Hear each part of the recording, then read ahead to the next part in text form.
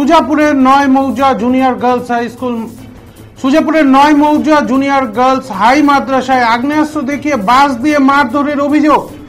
সুজাপুর 9 মৌজা junior girls high মাদ্রাসা booth নম্বর 115 booth থেকে বের করে তৃণমূল এজেন্ট সহ 3 তৃণমূল কর্মীকে মারধরের অভিযোগ। আগ্নেয়াস্ত্র দেখিয়ে বাস দিয়ে মারধর করার অভিযোগ। আহতদের মালদা মেডিকেল কলেজ হাসপাতালে নিয়ে আসা হয়। ঘটনাস্থলে বিশাল পুলিশ বাহিনী মোতায়েন।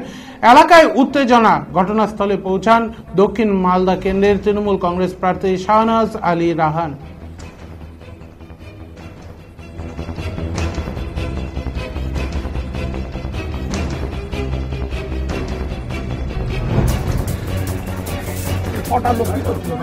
মাথাটা দেখাও, দেখেন আমার দাদা কোমর মেরেছে।